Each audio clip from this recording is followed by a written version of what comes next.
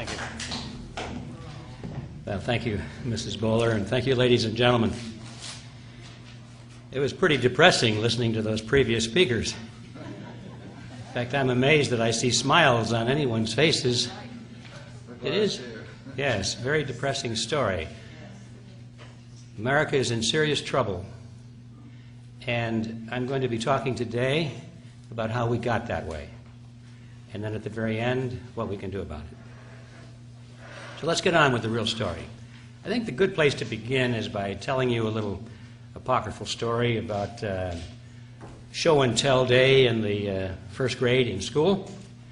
The teacher had told the children to bring something to class that was interesting and new so they could stand up and show it to the class and tell them all about it. So they all did. Most of them brought toys. But little Johnny brought a kitten. Well, naturally, the kitten was more interesting in the long run than most of the toys, so it didn't take long before the whole class was focused on the kitten. And the question came up, was this a boy kitten or a girl kitten? Well, there was a heated discussion on this. Everybody had an opinion, but nobody really knew how to answer the question. So it was just opinions, until finally the teacher asked the class, does anybody know how you can tell the difference between a boy kitten and a girl kitten? And silence fell across the classroom. No one had a clue. And finally Johnny raised his hand. He says, I know. The teacher got very concerned with that one, and she asked cautiously, says, well, Johnny, how can you tell? Tell the class. He said, well, my dad says we live in a democracy. And so in a democracy, you vote on everything, so let's vote on this issue and we'll find out the truth. So you know right away this was an American school, because it's true, isn't it, that all of us, certainly myself included, have been taught from a very early age that we live in a democracy. It's one of those words that we need to get very serious about defining, but get this general impression that democracy means a majority rule. And that's wonderful. So the majority should decide everything. And the more serious the issue, then the more need there is to have the majority, express its view. Well, the purpose of my presentation is a little bit upstream. I'm going to be saying, basically, that this, although it's a cherished American concept, it's a very dangerous one. If you don't think it through and don't put limitations on it, it's a very dangerous concept. And as a matter of fact, it is the concept that is being used against the American people and people all over the world to their own detriment, to put them, in fact, into a condition of bondage, a condition in which they elect their own dictators and feel happy about it because they did it to themselves. That's what I'm going to be talking about. Now, as you probably know, the title of this presentation is called the Quigley Formula. So let's take a look at that. What is this thing, the Quigley Formula? And the first step is to answer the question, who is this man Quigley? Now, I say this man Quigley because the name is Carroll Quigley, and sometimes people think that's a woman. Well, it's not. It's Carroll Quigley that we're talking about, who was, he's deceased now, but he was a very well-known professor of history who taught at Georgetown University. And while he was there, he had a very famous student by the name of William Clinton. And Clinton studied under Quigley and became a favored student and spent some personal time with him and admired Quigley. 27 years later, when this student was given the nomination for President of the United States, in his acceptance speech, he mentioned Professor Carroll Quigley in his speech and paid homage to him. After he was elected President of the United States, he made at least 2 public appearances of which I'm aware, where again he mentioned Professor Carroll Quigley and thanked him for the influence that this man had had on the political awareness and thinking of himself, President Clinton. So there was no question about it that Quigley was Clinton's mentor. Now, why is this significant? It's significant because Professor Quigley taught the conspiratorial view of history as explained by the conspirators themselves. Quigley was very close to a secret society. In fact, he had been invited, he said in his own works, he had been invited into its inner circle and given the privilege of examining the society's private papers. He was considered to be the official historian of this secret society, and he admired it. He thought it was wonderful. He felt privileged to be close to it and to its documents. And he wrote a couple of books about this, as a matter of fact. And he said the only point of disagreement that he had with this secret organization was that it wished to remain hidden from view. He felt that by now, with all these years of success and movement, it was time to come forward and to boast about what it had accomplished and to proclaim openly what its goals were. So Quigley was the historian of a secret society. Now, that means, therefore, that when President Clinton gave homage to Professor Quigley, his comments had two meanings. To the average person who did not know who Quigley was or what position he held or what he had written about, they thought, oh, well, isn't that nice? Here's Bill Clinton giving homage to some nice old professor that had an influence on his collegiate days. How nice. But to those who knew who Quigley was and what his position was and what he wrote about and what he advocated, and we'll be talking a lot about that today, then they understood there was another message, a hidden message. Clinton was saying he knew about this conspiracy, and he was now in its service. That was a signal to everyone around the world who understood what the real meaning was. They knew that Clinton now was in the service of this secret society that we'll be talking about today. Now, I've mentioned the word conspiracy before. I'll probably be using it again several times today, and that causes some concern for a lot of people because it's kind of a knee-jerk reaction for people to say, oh, you believe in conspiracy? What are you, a conspiracy theorist of some kind? Well, I'm certainly not a conspiracy theorist. When people take that position, I have to laugh because I feel sorry for them. They've obviously never read a history book. Because anyone who knows anything about history knows that it's built on conspiracies from one end to the other. Conspiracy is the engine of history.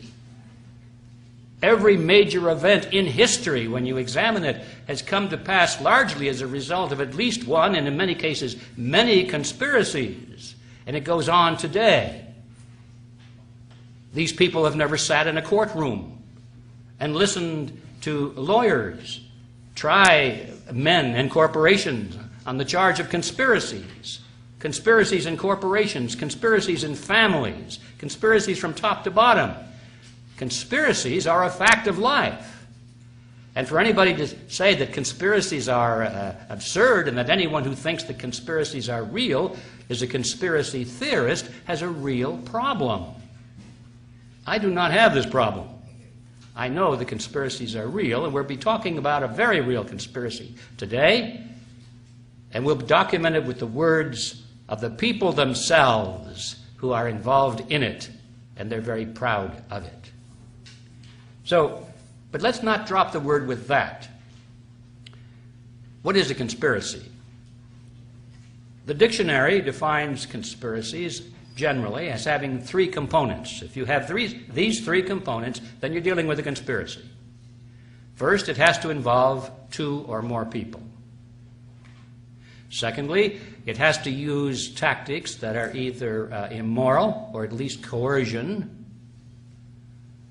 And thirdly, the objective of these tactics has to be illegal or immoral. All right, that's generally the definition of a conspiracy. So let's take a look before we get into the details of the conspiracy we'll be talking about today, and just look at the surface. First of all, will there be 2 or more people involved? And you bet there are many people involved. Certainly not the masses, but a lot more than 2. So we can check that one off. The second part is, do they use deception or coercion? And yes, indeed, they boast about it, as a matter of fact, saying that the masses are so stupid that you have to fool them for their own good. And you have to pass laws to use coercion in order to force people to do what they want. So yes, you can check that one off. They do use deception and coercion. But now we come to the third issue. Is the objective illegal or immoral? Well, it's certainly not illegal in most cases, because we'll find out in a moment, as you folks already know, these are the people that make the laws.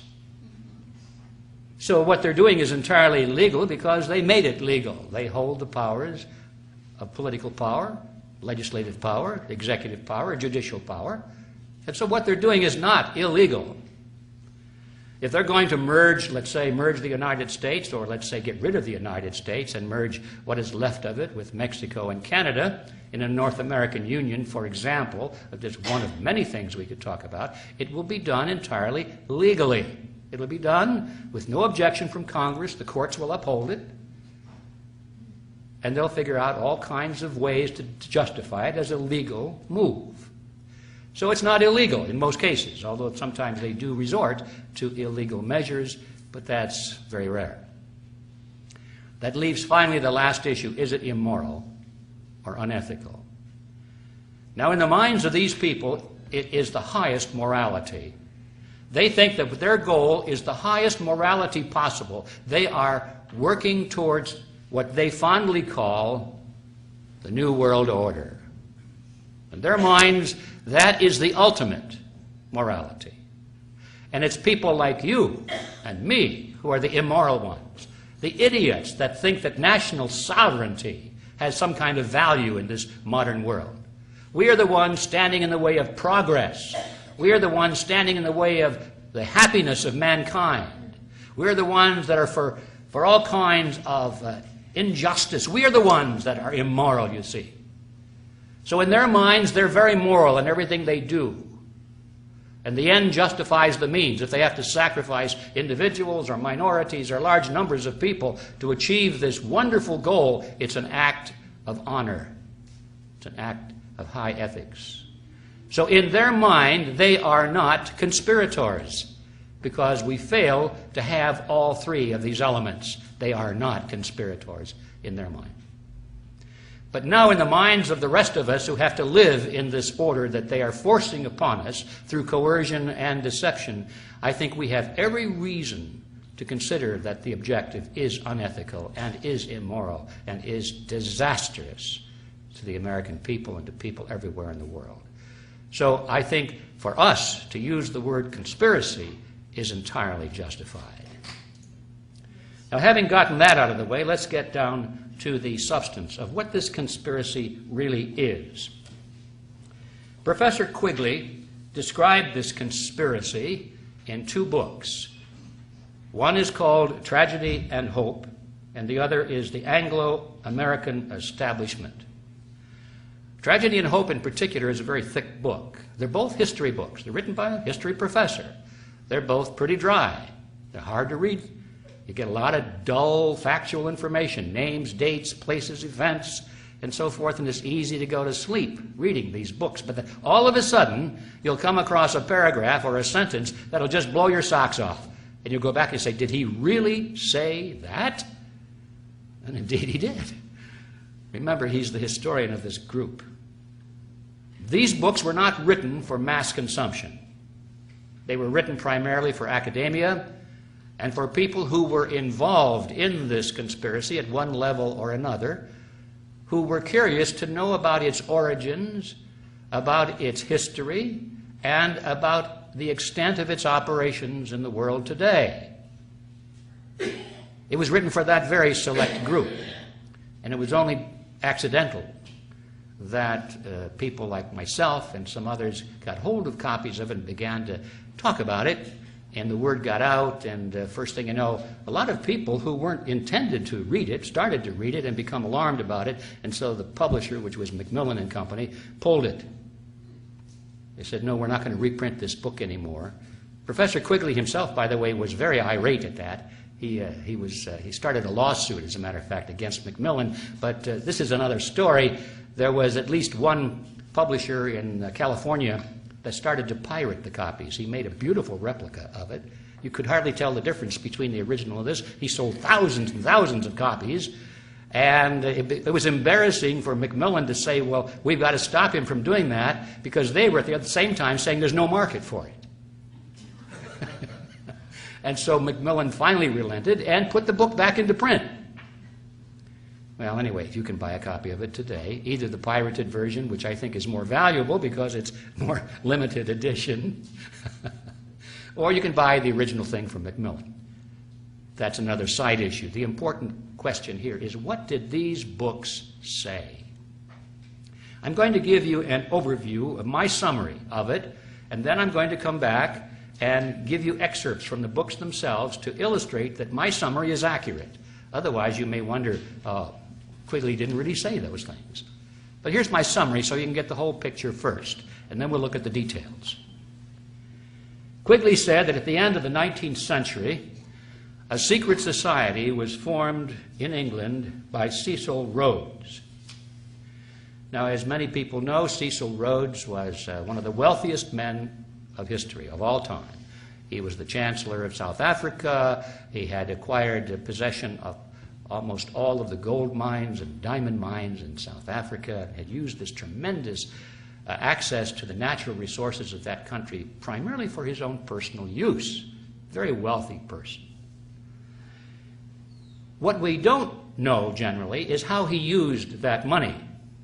Most people think that, well, it probably went to his heirs. It did not. Cecil Rhodes created 7 wills and very specifically instructed his executors of how to dispose of and use this great wealth. And he said it should be used for the purpose of creating a secret society. And that's how it was, and still is, by the way, being used. Now, one of the wills created the Rhodes Scholarship. We all heard about that. And the general impression there is that, isn't it wonderful that this man Rhodes set aside a big chunk of money for the education of worthy young men and women?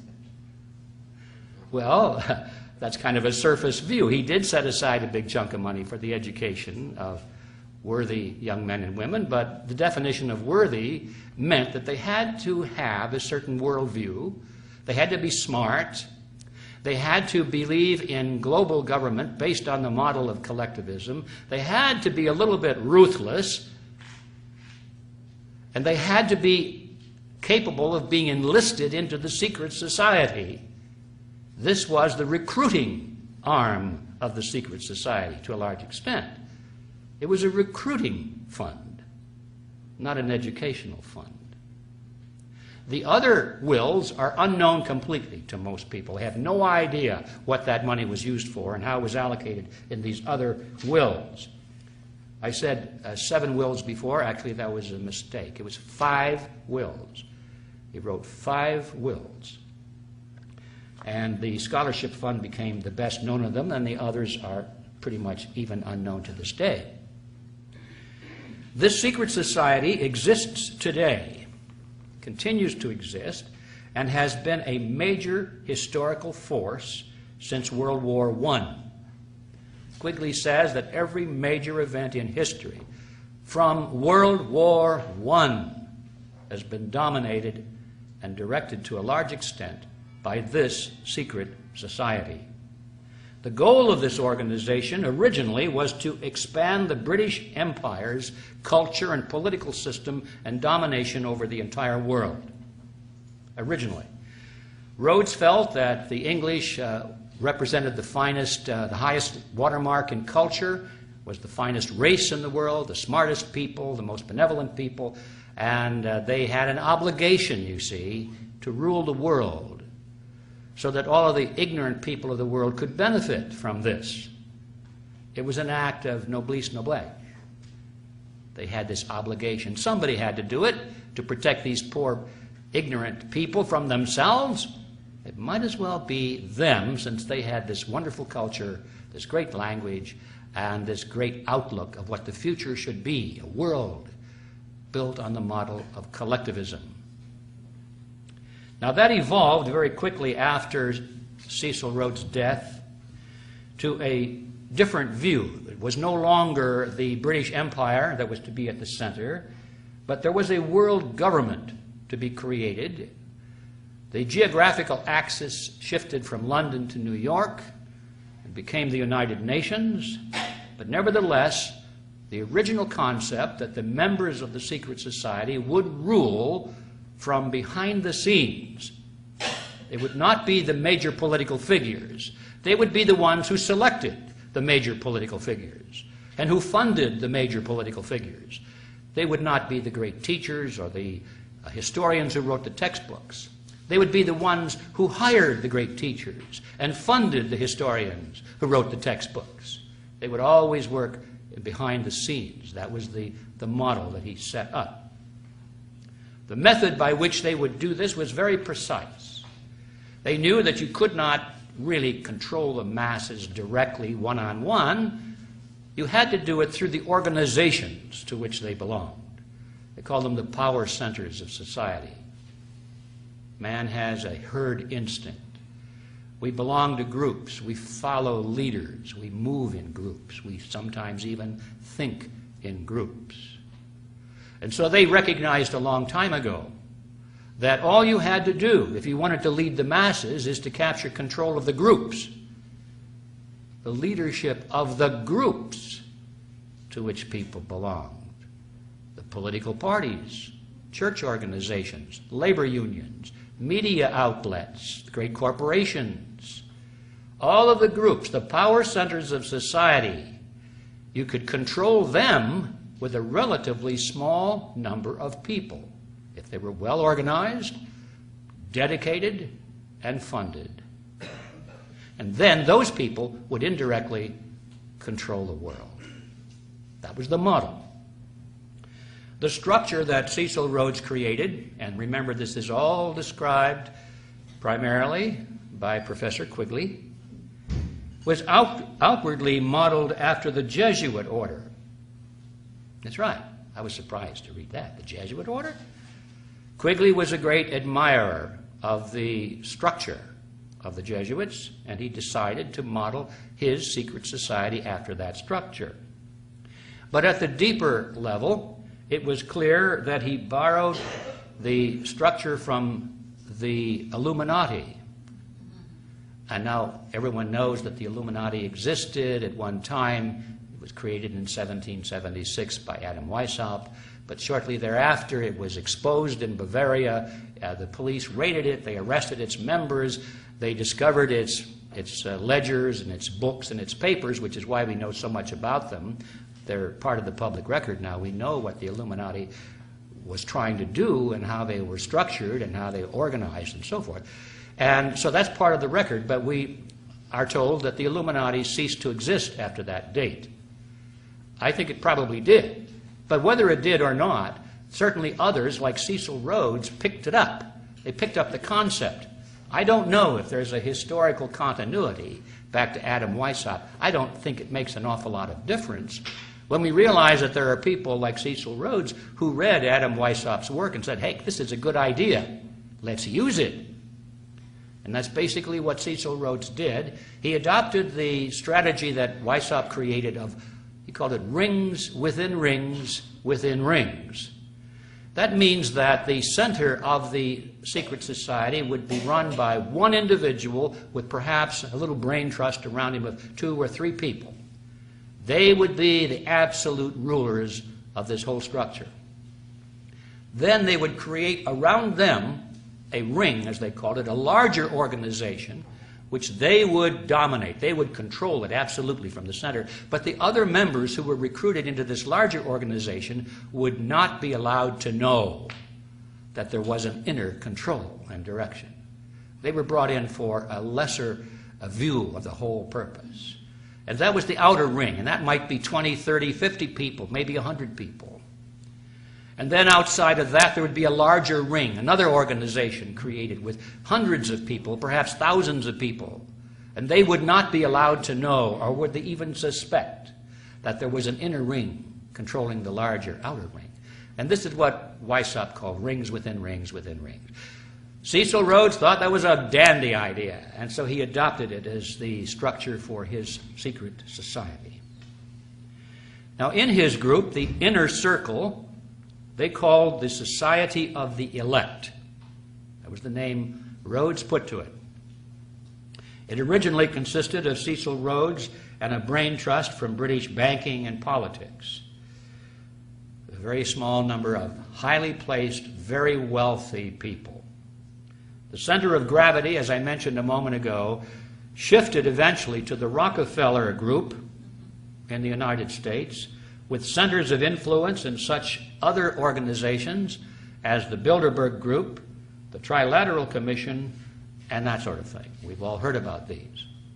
And the goal shifted away from the control from the British Empire to an international control through something called the New World Order, is the phrase they adopted, with control primarily focused in New York, with the United Nations meant to be the hub of this global government. And I should say global government, not just any global government, but one based on the model of collectivism, which means total control over every human being. Not much room left there for personal freedom. Now, the secondary rings around the Society of the Elect were called roundtables. And they were formed in the United States, in Britain, and all of the former British dependencies. And they still exist today. They operate under that name. Around the roundtables, a larger ring, a tertiary ring, was formed, and they called them front groups in a generic sense, in each country where there were roundtables. And they took on the name, in the dependencies of the former dependencies of the British Empire, they took on the name of Royal Institute for International Affairs. That's where you'll find them today, under that name, in all of the countries, Great Britain, Canada, Australia, and so forth. The Royal Institute of International Affairs. But in the United States, the word royal didn't go over too well, and so they changed it completely, and they called it the Council on Foreign Relations. But it has exactly the same relationship to the roundtables, which is surrounding the Society of the Elect, which is the secret society that still functions today, was created by Cecil Rhodes. And ladies and gentlemen, after 100 years of operation and of penetration into the power centers of society, the Rhodesian network, as I call it, now is close to its final achievement, which is its goal, the creation of a true new world order. Now, I call it the Rhodesian network because one of the things we have to realize is that itself, it has no name. Isn't that brilliant? Quigley, when he writes about it, doesn't know whether to call it the group or the network or the Rhodes group. He calls it all these different things. And you see, they carefully and consciously decided not to have an official name. Well, if you don't have a name, it's pretty hard to talk about a structure like that. So that was one of the very smart moves they made. Did not have an official name. I have given it a name, so I can talk about it. I call it the Rhodesian Group or the Rhodesian Network, the Rhodesians. I hope it sticks, because that's exactly what they are. Now, I said that this group is dominant now, is coming close to fruition of its ultimate goal in the Western world. I very carefully said the Western world because I wanted to differentiate between what's going on in the Western world and what's going on in the rest of the world. We tend to think, as we look at this group, that this is the totality of our problem in the world today, and it is not. there is at least one other group very similar to the Rhodesians. They too decided that having a name was a bad idea, and not too long ago they got rid of their name. We used to call them communists. Well, they said, we don't want that name. Nobody likes that name. Let's get rid of it. And so they're no longer communists. They went through this great charade of getting rid of the communist empire. All they did was change their names, ladies and gentlemen. They don't really have a name anymore. They took this hat that said communist on the front of it, and they turned it around, and the other side it said social democrat. Now that's different, isn't it? Social democrat. But you notice the heads under the hat were the same. They didn't change the heads, unless they died off. But most of the old commissars are now entrepreneurs, and they're still running the country, and they still believe in collectivism, and they still are the enemies of freedom, and they still operate a military that it could potentially be a very big threat someday. They still operate a secret service. The former KGB has changed its name, but it's bigger and more powerful than ever before, and they're still dominant in a huge part of the world. We must not forget that they live, they're there, and they're very similar to the Rhodesians. As a matter of fact, their ultimate goal of world government based on the model of collectivism is exactly the same. There is no difference between the ultimate goals of these two groups. The only difference is that they compete with each other for dominance in this new world order. They'll fight tooth and nail for territory and dominance and control, but their goal is exactly the same. And I just want to footnote that into my comments today because it's extremely important that we don't think that just because we have this problem with the Rhodesians, that anybody out there who condemns the Rhodesians for their faults are good guys. I mean, we don't want to run to the Leninists now and say, well, because they're opposed to the Rhodesians, the Leninists have got to be good. No. It's going from, pot into the fire, frying pan into the fire. They're both exactly the same. All right. Now, that is my summary of what Quigley said and others. Let's go now to the actual documents and see if perhaps I distorted or exaggerated in some way. Let's go to Tragedy and Hope, Quigley's mammoth book. And this is what he said. He said, I know of the operation of this network because I have studied it for 20 years and was permitted for 2 years during the 1960s to examine its papers and secret records. I have no aversion to it or to most of its aims, and have for much of my life been close to it and to many of its instruments. In general, my chief difference of opinion is that it wishes to remain unknown. So there's Quigley's appraisal of the secret society, and he likes it a lot. In his other book, The Anglo-American Establishment, this is what he said. The Rhodes Scholarship, established by the terms of Cecil Rhodes' seventh will, we're back to 7 again. I've got to get my numbers right. 7th will. The Rhodes Scholarship, established by the terms of Cecil Rhodes' 7th will, are known to everyone. What is not so widely known is that Rhodes, in 5 previous wills, left his fortune to form a secret society which was to devote itself to the preservation and expansion of the British Empire. And what does not seem to be known to anyone is that this secret society continues to exist to this day. To be sure, it is not a childish thing like the Ku Klux Klan, and it does not have any secret robes, secret hand clasps, or secret passwords. It doesn't need any of these things, since its members know each other intimately. It probably has no oaths of secrecy, nor any formal procedure of initiation. It does, however, exist, and it holds secret meetings. This group is, as I shall show, one of the most important historical facts of the 20th century. Now, when he says secret meetings, I want you just to think in terms of the Bilderberg meetings. There's nothing more secret than that. This is what he's talking about.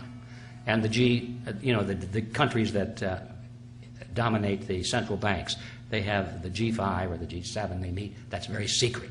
Trilateral Commission meetings are secret. That's what he's talking about. Now, one of the original leaders of this organization was William Stead. And he wrote a book called The Last Will and Testament of Cecil Rhodes. He was well positioned to write that book because he was the executor of Cecil Rhodes' estate. Okay, so this guy knows what he's talking about. In this book, Stead wrote this. He said, Mr. Rhodes was more than the founder of a dynasty. He aspired to be the creator of one of the vast semi-religious quasi-political associations which, like the Society of Jesus, have played so large a part in the history of the world. To be more strictly accurate, he wished to found an order as the instrument of the will of the dynasty. An order, like a religious order, or like a chivalric order. That was the intensity of the loyalty and commitment that Cecil Rhodes envisioned and acquired. Cecil Rhodes left some handwritten manuscripts upon his death, and they weren't published until quite a bit later. But in one of those, this is what he wrote. Now, this is from the words of the man himself. He said, I contend that we English are the finest race in the world, in that that most of the world that we inhabit, it is better because we are the supreme masters of the human race. Now, I want to get this straight. I didn't read that quite right, so let me read it again. I consider that we English are the finest race in the world, and that the more of the world we inhabit, the better it is for the human race. What scheme could we think of to forward this object? I look into history and I read the story of the Jesuits. I see that what they were able to do in a bad cause, and I might say under bad leaders. In the present day, I became a member of the Masonic order. I see the wealth and power they possess, the influence they hold. And I think over their ceremonies, and I wonder that a large body of men can devote themselves to what at times appear the most ridiculous and absurd rites without an object and without an end. The idea, gleaming and dancing before one's eyes like a will-o'-the-wisp, at last frames itself into a plan.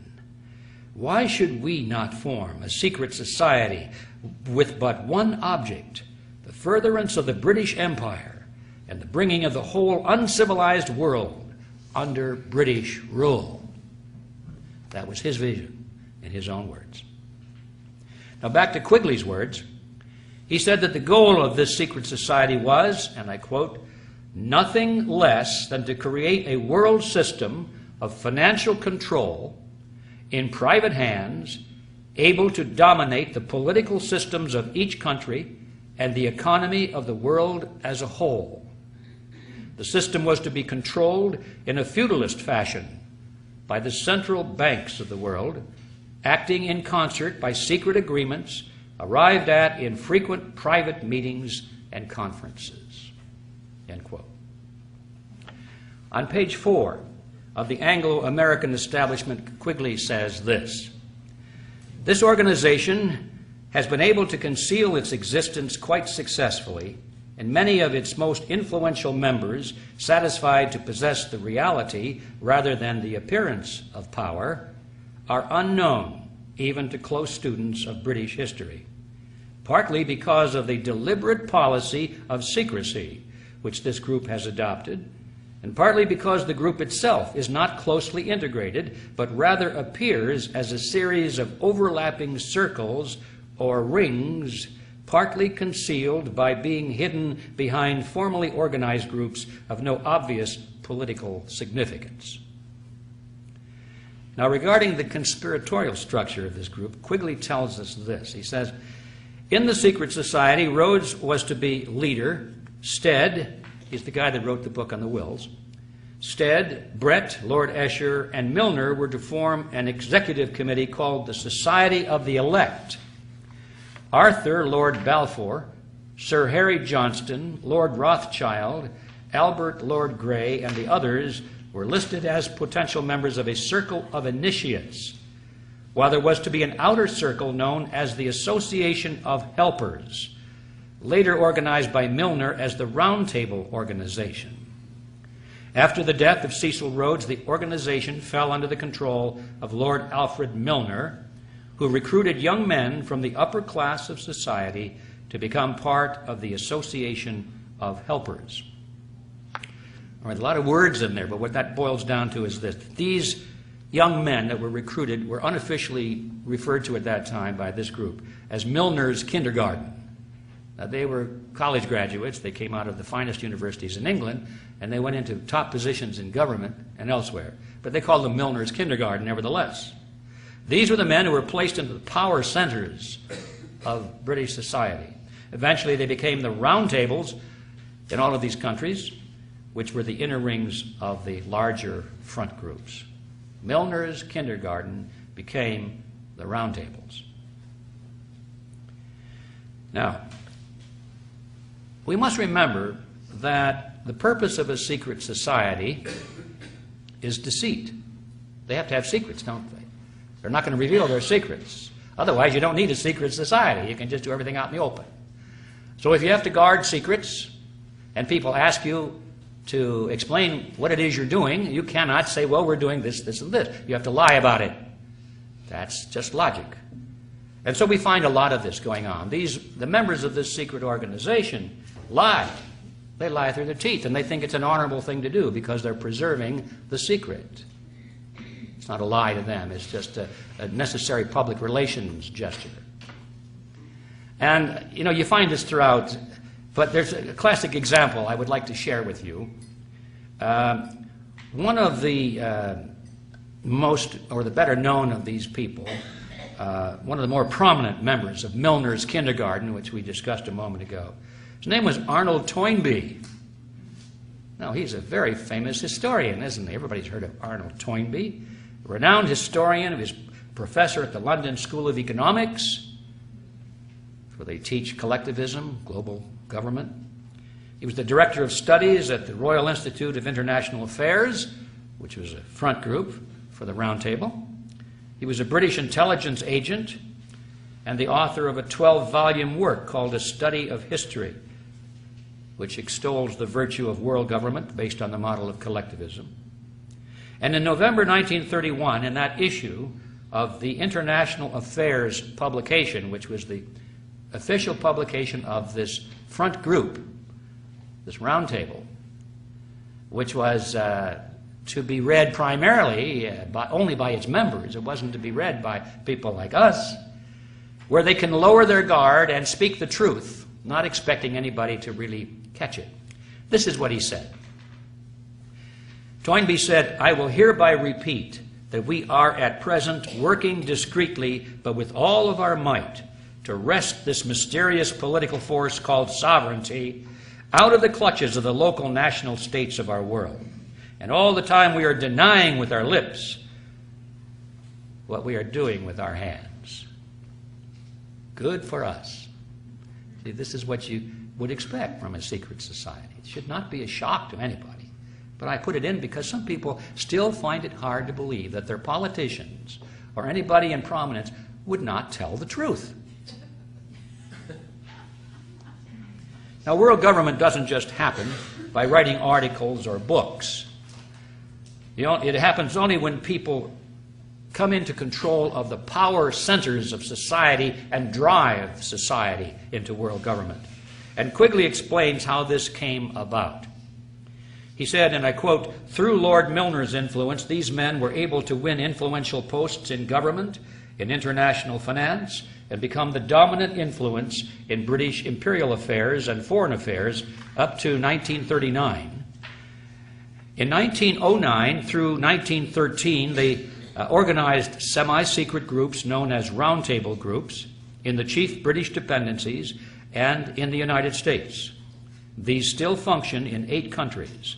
The task was given to Lionel Curtis, who established in England and each dominion a front organization to the existing local Round Table group. This front organization, called the Royal Institute of International Affairs, had as its nucleus in each area the existing submerged Round Table group. In New York, it was known as the Council on Foreign Relations and was a front for J.P. Morgan and Company. I hope you were awake and heard all of that. Because what we just learned from Quigley himself, we come to the ubiquitous Council on Foreign Relations, which was mentioned by several of your speakers earlier today, and who those people are and what influence they have. Where did this organization come from? Now we know. We're informed it was spawned by a secret society which still exists today, that it is a front for a roundtable group originally embodied in J.P. Morgan and Company, but now the Rockefeller Consortium, and that its primary goal is no longer the expansion of the British Empire, but global collectivism with control in private hands, administered in a feudalist fashion by the central banks of the world. Now, ladies and gentlemen, these are their words, not mine. Now, why is this important?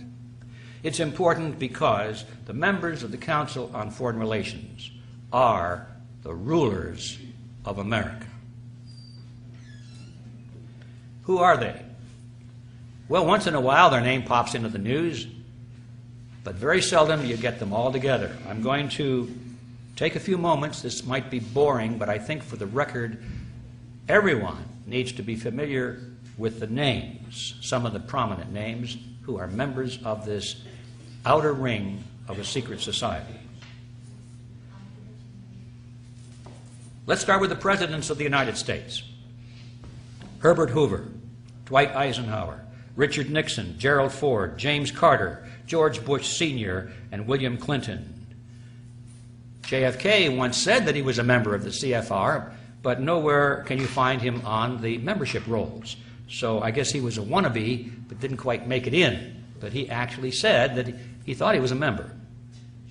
And of course, the presidential candidates, John Kerry and Vice President Richard Cheney, are members of the CFR. Secretaries of State. This is a very important position for this group because it's even more important than the President. The President can be controlled by the Secretary of State, Secretary of Defense, and all of his cabinet members, who are pretty much appointed for him. You know, he doesn't appoint, presidents don't appoint their cabinet members from their own private telephone directory, you know. They're not even in their book. They're told who to appoint. Anyway, here are the Secretaries of State, perhaps the most important position in the United States government as far as the CFR is concerned. Dean Rusk, Robert Lansing, Frank Kellogg, Henry Stimson, Cordell Hull, E.R. Stettinius, George Marshall, Dean Acheson, John Foster Dulles, Christian Herter, Dean Rusk, William Rogers, Henry Kissinger, Cyrus Vance, Edmund Muskie, Alexander Haig, George Shultz, James Baker, Lawrence Eagleburger, Warren Christopher, William Richardson, Madeleine Albright, Colin Powell, and of course, Condoleezza Rice. Did we leave anybody out? I don't think so. Now, Secretaries of Defense, also very important. James Forrestal, George Marshall, Charles Wilson, Neil McElroy, Robert McNamara, Melvin Laird, Elliot Richardson, James Schlesinger, Harold Brown, Caspar Weinberger, Frank Colucci, Richard Cheney, Les Aspin, William Perry, William Cohen, and Donald Rumsfeld. Directors of the CIA, pretty important. Walter Smith, William Colby, Richard Helms, Allen Dulles, John McCone, James Schlesinger, George Bush Sr., Stansfield Turner, William Casey, William Webster, Robert Gates, James Woolsey, John Deutsch, William Studeman, George Tenet, Porter Goss, and Michael Hayden. Now, some better-known corporations with CFR members at the board of directors or chief executive levels, where they dominate these huge corporations. It's quite a list. I had to trim this down, believe it or not. Here are just a few.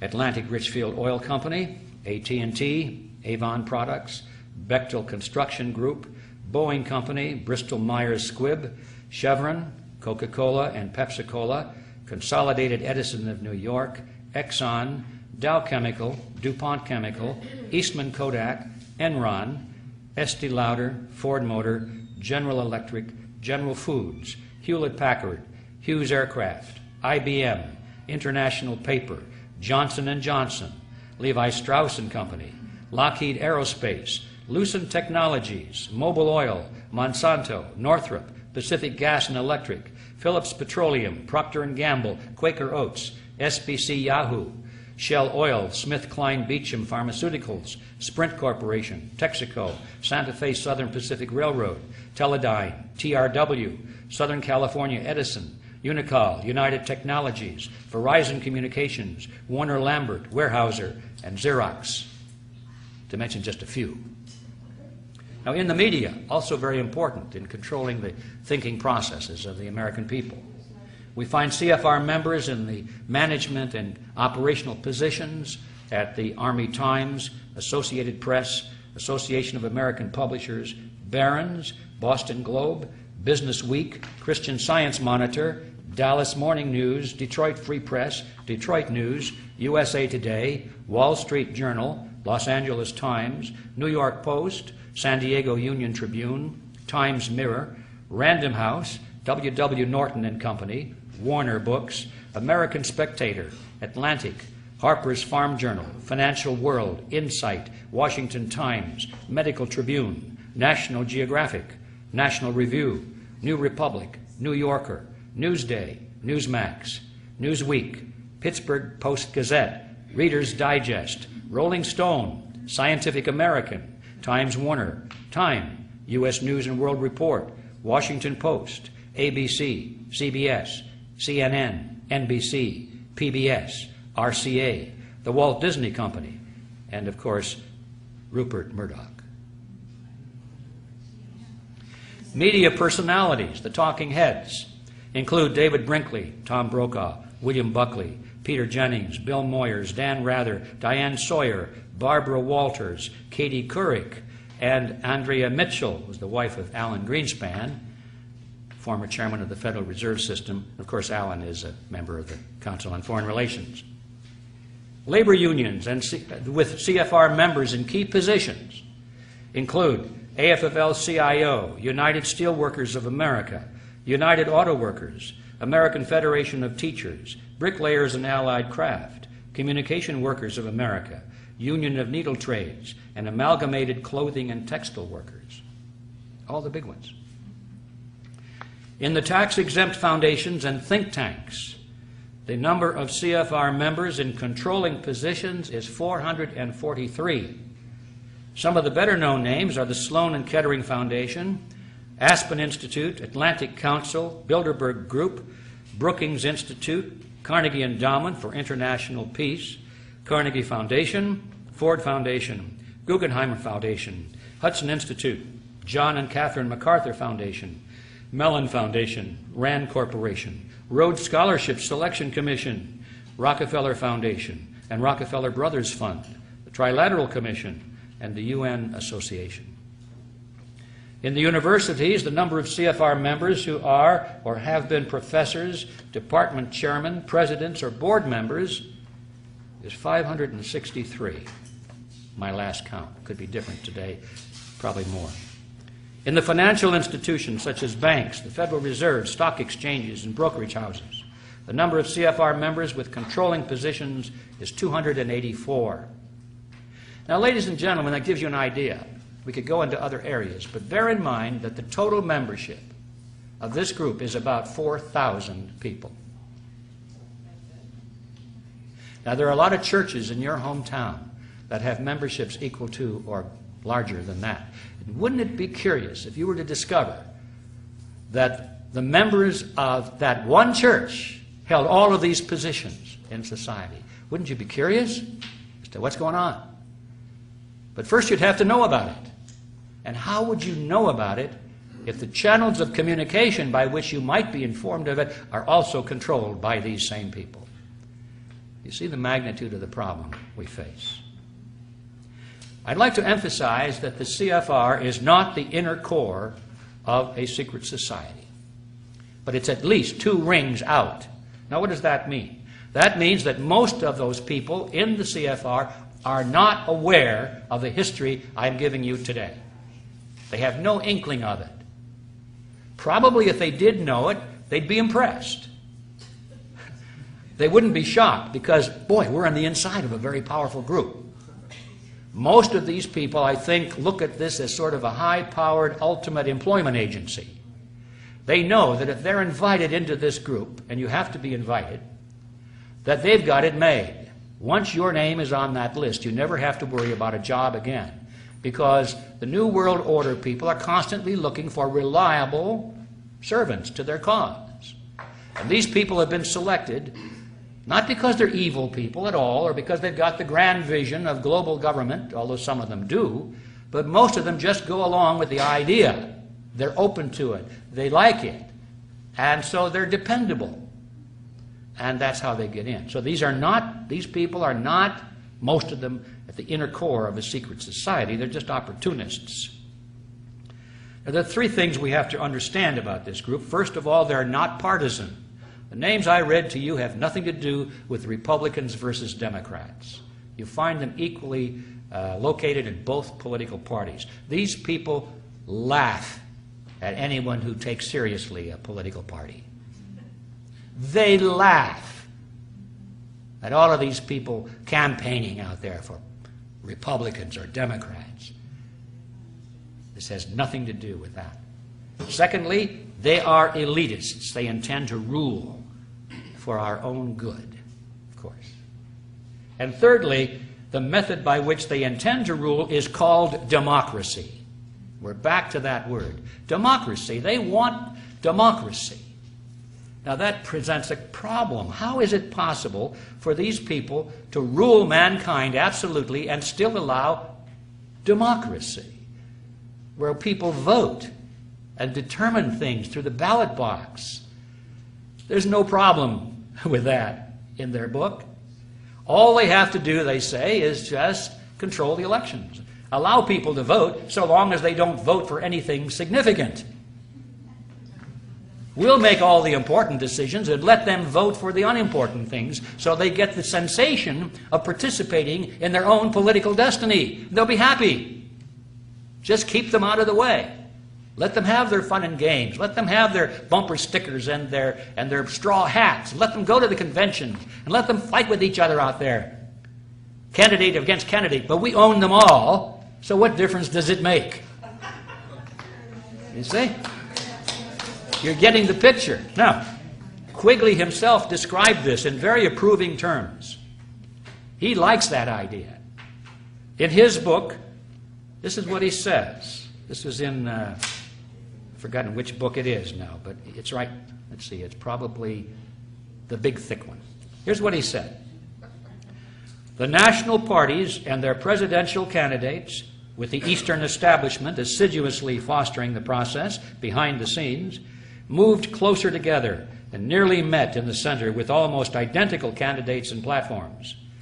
Although the process was concealed as much as possible by the revival of obsolescent or meaningless war cries and slogans, often going back to the Civil War. The argument that the two parties should represent opposed ideals and policies, one perhaps of the right and the other of the left, is a foolish idea, acceptable only to the doctrinaire and academic thinkers. Instead, the two parties should be almost identical, so that the American people can throw the rascals out at any election without leading to any profound or extreme shifts in policy. Either party in office becomes in time corrupt, tired, unenterprising, and vigorless. Then it should be possible to replace it every 4 years, if necessary, by the other party, which will be none of these things, but will still pursue with new vigor approximately the same basic policies. And there you have it. Does it sound familiar? Yes. This is the system that we have been living under, ladies and gentlemen, since World War I. Now, what are these basic policies? The creation of the New World Order based on the model of collectivism. That's it. Everything else is secondary. You can have fiscal responsibility, you can have wars, no wars, anything, as long as you're moving constantly in that same direction. That's the same basic policy that they demand from all candidates and the two major political parties. Hard to put that into focus because we slept through a lot of this. I did. I didn't even know it was going on for most of my life. So I look back in history and I could see it clearly now that I understand the template. And the good place to start was with the Panama Canal. We gave it away, didn't we? Did the American people want that? No. Republicans didn't want it. Democrats didn't want it. The voters didn't. But both parties united and gave away the Panama Canal because that was the goal of the CFR. Republicans call for war in the Middle East, and they advocate that we give more power to the UN. The Democrats call for peace in the Middle East and advocate that we give more power to the UN. And after the Democrats came to a majority in the last election, we thought, they're going to pull the troops out and have peace in the Middle East. No changes really. They talk a lot about peace, but they continue to fund all of Mr. Bush's war measures. They complain a lot, they grumble, they give speeches, but when it comes to the vote, they continue the same policies, because that is what the goal is of the Council on Foreign Relations. Republicans promote legislation to restrict rights in the name of anti-terrorism and national security. The Democrats give speeches of deep concern about that and then vote for those laws. The electorate doesn't want that. Republicans or Democrats, voters, they don't want that, but that is the goal of the Council on Foreign Relations. As a matter of fact, almost all of this legislation was written by members of the Council on Foreign Relations long before 9/11. They were just waiting for an excuse to put it into effect. Democrats promote legislation to restrict freedom in the name of stopping global warming. Republicans object and say that's not based on scientific fact, and then they vote for those laws. The electorate doesn't want that. Republicans or Democrats, they don't want that, but that is the goal of the Council on Foreign Relations. Republicans advocate laws that will restrict your freedom of speech because it might be seditious and damage national security. Democrats don't like that. They think that's terrible. So what's their answer? They promote legislation to restrict your speech because it might be hate speech. But both of them agree on the right to restrict your speech if they want to do so, because that is the goal of the Council on Foreign Relations. The American people don't want that. Republicans give speeches on the danger of illegal immigration. Don't do anything about it, but they give good speeches on it. The Democrats give speeches about compassion, but then they both unite in merging the United States with Canada and Mexico so that the issue of immigration becomes a non-issue. The American people don't want that. The Mexican people don't want that. The Canadian people don't want that. But that is the goal of the CFR. Republican leaders who run corporations that build election or electronic voting machines steal elections using software, using machines that not only are capable of being hacked, but, ladies and gentlemen, they were designed to be hacked. And the Democrats, so far, who have lost these elections, they don't do anything about it, you've noticed. They just say, oh, golly, I wonder if the election was stolen. Did Mr. Bush really win that election? And Mr. Kerry and Mr. Gore don't really do anything about it. They actually block any serious groundswell of opposition to it. Now that the new elections are on hand, we find that the rigging of the elections are being used to promote certain Democrats. You see, this has nothing to do with Democrats versus Republicans. This has to do with the Quigley Formula. Rigged elections is the ultimate form of the Quigley Formula, giving people the illusion that they participated in their own political destiny because, by golly, they went to the polls and they touched a screen and the light went on and they got their little sticker that says, I voted. And they have no idea what went on inside that machine when the numbers were counted. Or they get a piece of paper and they put it through a scanner. So, I got the piece of paper, see? And it goes into a scanner. They have no idea what goes on inside that scanner and how the numbers come out. That is the ultimate embodiment of the Quigley Formula. What we're dealing here with is a phony wrestling match. I remember my grandmother used to watch these wrestling matches when TV was in its infancy. She'd sit there, smoke her cigarettes, and jump up and down and say, "Look at that guy, he's a bad guy, and he's going to beat up on this other guy." You know, they had the tights on. You could always tell the good guys from the bad guys because the bad guys had the masks and the tattoos. It's gotten even worse today, I know, but in those days it was good enough. My grandmother thought that was real. And it was about as phony as a $3 bill.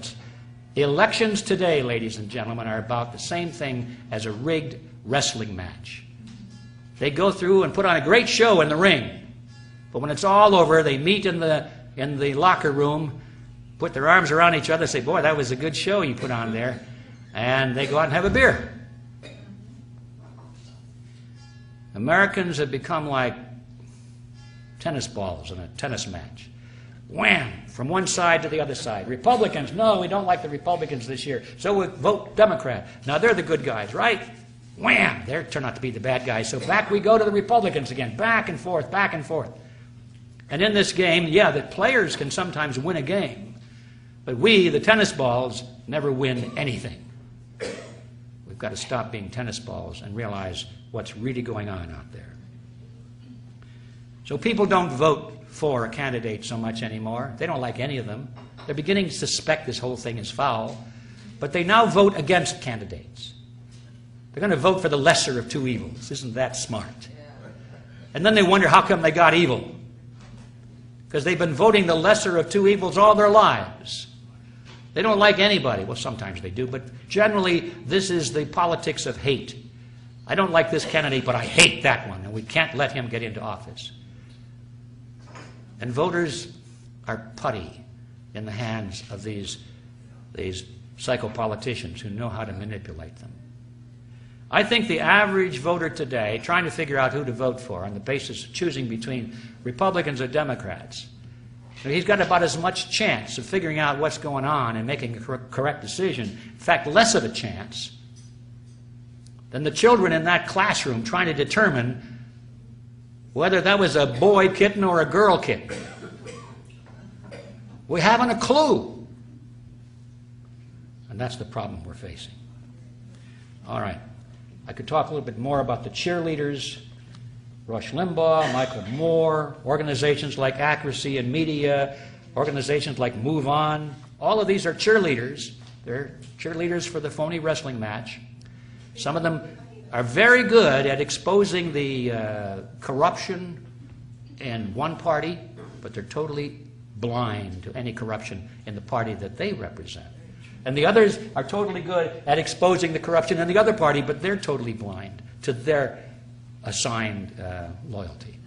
We've got to get clear on these phony cheerleaders as well. So now we come finally to the solution.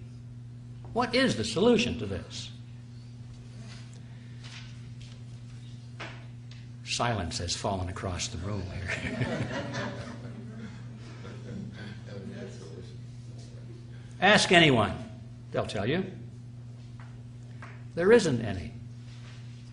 Collectivism has won.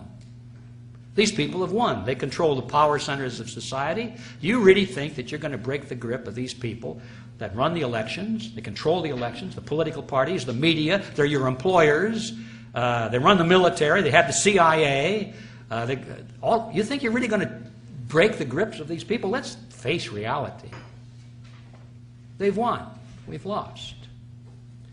Those who benefit from it are too happy with it.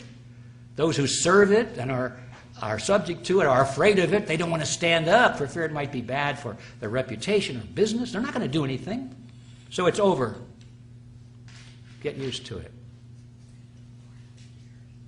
But wait a minute. I just had an idea. What would happen, do you suppose, if just 2% of the people knew what was really going on and they were no longer willing to play this game? And if just 2% of the people would unite across the lines of religion, culture, politics, just unite and have a common creed. They knew what they were for as well as what they're against. They're not voting against something. Now, for the first time, they're voting for something, or at least working for something. And if they united and worked together, do you think we could turn this thing around? I think so. I think so, definitely. In fact, I'm betting my life on it and everything I have. It can be done. Now, it might not be done by the next election, so we've got to get this longer view of history. One of our problems is that everybody is impatient. They want it done by the next election. If we can't see it being done then, forget it. No, that's not how it works. It took these people 100 years to get to where they are today. You think we're going to turn that around in 6 months or a year? Not going to happen. Even if our favorite candidate were to be elected president and he moved into the White House, he would be surrounded by enemies, collectivists. He completely surrounded. They would block him in every way. In order for us to solve this problem, we have to send people into government at all levels, not just one candidate. And we have to have all of these people on the same page, knowing what they stand for, having a creed of freedom. Then it can be done. And that's the reason that we created Freedom Force International a few years ago. And I'm here to tell you it's going like wildfire. We now have members, as of we speak, in 55 different countries. I never thought that would happen, but I knew it had to happen. And it's growing. People who are dedicated to recapture control of the power centers of society. Take our systems back just the way we lost them, one by one. It can be done that way. And if anybody has any interest in joining us in that endeavor, you have a piece of paper in front of you. Just let me know your name and your email address, and I'll see that you get more information. Now, to close this off, it's pretty hard. We've covered some real heavy stuff here. How do you close it off on a light note? Excuse me, how much time more? This is about it. I'm closing now. No, less than that. How do you close this off on a light note?